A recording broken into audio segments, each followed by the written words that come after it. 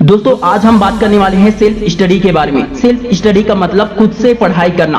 कई लोगों के पास कोचिंग जाने के लिए पैसे नहीं होते हैं और कभी कभी स्कूल से उस तरह से बेनिफिट नहीं मिल पाता है जिसकी हम उम्मीद करते हैं। टीचर हमें वो नहीं सिखा पाते हैं जो हमें सिखाना चाहिए। सभी स्टूडेंट से मैं कहना चाहूंगा कि आप निराश मत होइए। आप सेल्फ स्टडी करके दूसरों से भी कई गुना ज्यादा अच्छा नंबर ला सकते हैं। कोचिंग करने वाले भी आपसे पीछे हो जाएंगे और आप उनसे आगे टॉप पर रहेंगे।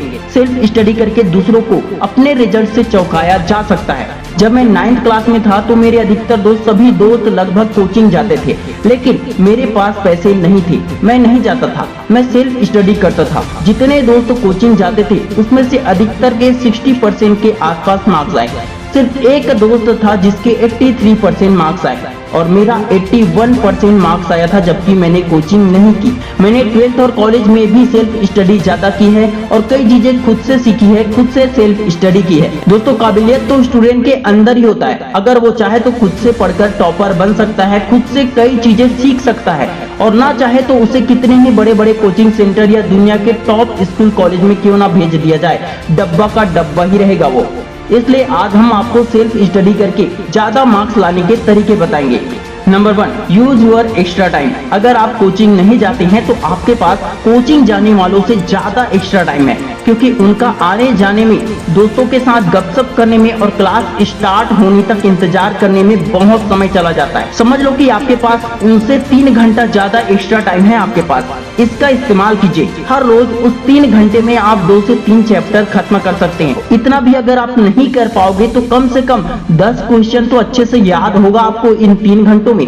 ज्यादा नहीं तो थोड़ा ही सही, लेकिन अपने इस टाइम का यूज कीजिए। दूसरों को पीछे छोड़ना है तो आपको एक्स्ट्रा टाइम, एक्स्ट्रा एफर्ट लगाना ही पड़ेगा। नंबर 2, सेल्फ एनालिसिस कीजिए। जब आप सेल्फ स्टडी कर रहे हैं तो आपकी सबसे बड़ी जिम्मेदारी है कि आप सेल्फ टेस्ट ले और सेल्फ एनालिसिस करें। कोचिंग जाने वाले स्टूडेंट हर वीक में या 15 दिन में टेस्ट जरूर देते हैं, जिससे उनकी तैयारी और ज्यादा स्ट्रांग हो जाती है। और जो स्कूल में टीचर के भरोसे होते हैं तो टीचर कभी लेता है, कभी टेस्ट नहीं लेता है। अगर टेस्ट ले भी ले तो कुछ स्टूडेंट टेस्ट के नाम से ही डर जाते हैं, क्योंकि उनको टेस्ट देने की आदत नहीं होती है। दोस्तों टेस्ट आपकी ही तैयारी के लिए बेहतर होता है। टेस्ट से पता चलता है कि आपने कितनी पढ़ाई की है, आपको कितना याद है और कितनी तैयारी बाकी है। अगर टेस्ट नहीं लिया जाएगा तो एक बुक को साल भर में आप एक ही बार पढ़ोगे, जिससे आपकी तैयारी बहुत कमजोर हो जाती है। लेकिन टेस्ट लिया जाएगा तो हर चैप्टर को एक साल में कई बार पढ़ा जा सकता है, जिसे हम रिवीजन कहते हैं, जिसमें सिर्फ और सिर्फ आपका फायदा होगा। अगर आप टेस्ट में फेल हो गए तो इससे आपकी कमी पता चलेगी, आपको अभी और ज्यादा मेहनत करना है, इसके बारे में बताएगा। और अगर टेस्ट में अच्छे नंबर आए तो ये आपके आत्मविश्वास को और बढ़ा देगा, जिसके कारण आप और ज्यादा मेहनत करेंगे। इसलिए टेस्ट में पास हो या फेल, फायदा दोनों में है। अगर स्कूल कॉलेज में टेस्ट नहीं होता है तो खुद से टेस्ट लेना सीखे। हफ्ते में एक दिन टाइम निकाले और इम्पोर्टेंट क्वेश्चन का टेस्ट ले, या फिर पिछले साल के अनसॉल्व पेपर के क्वेश्चन को सॉल्व करें। Number 3, select your best time. अगर आपको रोज 10 बजे सोने की आदत है और आप उसी टाइम पर पढ़ाई करोगे तो नींद आएगा ही। अगर खाना खाते ही पढ़ने बैठोगे तो नींद आएगा ही। जब पेट भरा हुआ होता है तो दिमाग में पढ़ाई की बातें भरना मुश्किल होता है। इसलिए पढ़ने का सही टाइम चुने। सुबह, दोपहर या शाम, रात को, जिस टाइम पर आपका माइंड फ्रेश रहता है, जिस टाइम पर आप पूरी एकाग्रता के साथ पढ़ सकते हैं, उस टाइम पर ज्यादा पढ़ाई करें। मेरा मतलब ये भी नहीं है कि आपका मन जब होगा तब आप पढ़ाई करेंगे। मन के लगने का इंतजार मत करो, मन के गुलाम मत बनो, मन के राजा बनो। मन को वश में करके पढ़ाई करने बैठो। आपका पढ़ाई का सही समय तभी आएगा जब आप समय की कद्र करना सीख जाओगे। नंबर 4, पोमोडोरो टेक्निक से पढ़िए। लगातार कई घंटों तक पढ़ाई करने से फोकस कमजोर हो जाता है, जिसके कारण टाइम ज्यादा लगता है और तैयारी कम होती है। रिसर्च के अनुसार इंसानी दिमाग 45 मिनट तक अच्छा फोकस कर सकता है, इसके बाद ध्यान भटकने लगता है।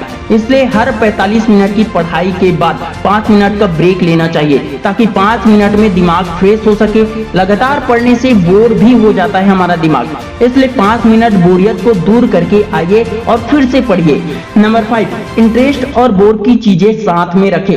सेल्फ स्टडी करते वक्त बोर भी लग जाता है, नींद भी आ जाती है, इसलिए जिसमें आपका इंटरेस्ट जाता है वो वाली बुक या नोट्स, और जिसमें आप जल्दी बोर हो जाते हैं उस नोट्स या बुक को भी साथ में रखें। एक को पढ़कर बोर हो जाए तो दूसरा पढ़े, दूसरे से पढ़कर बोर हो जाए तो तीसरा या फिर पहला वाला पढ़े। सब्जेक्ट चेंज करते रहने से बोर नहीं लगेगा और ज्यादा टाइम तक आप पढ़ाई कर पाओगे। नंबर 6, स्ट्रॉन्ग सब्जेक्ट पर ज्यादा ध्यान दो। आपने कभी टीचर्स को कमजोर स्टूडेंट की तरफ ज्यादा ध्यान देते हुए देखा है, समझाते हुए देखा है? नहीं ना। टीचर्स उन पर ज्यादा ध्यान देते हैं जो पढ़ाई में अच्छे होते हैं और उन्हीं को ज्यादा मोटिवेट करते हैं ताकि टीचर और स्कूल का नाम रोशन हो सके। इसी तरह दोस्तों सभी सब्जेक्ट को पढ़ना है, सभी से ज्यादा मार्क्स लाने हैं, लेकिन जिसमें आप सबसे ज्यादा स्ट्रॉन्ग हो उस सब्जेक्ट पर और ज्यादा टाइम और ज्यादा मेहनत देना चाहिए, क्योंकि उसी से आप ज्यादा से ज्यादा नंबर स्कोर कर पाओगे।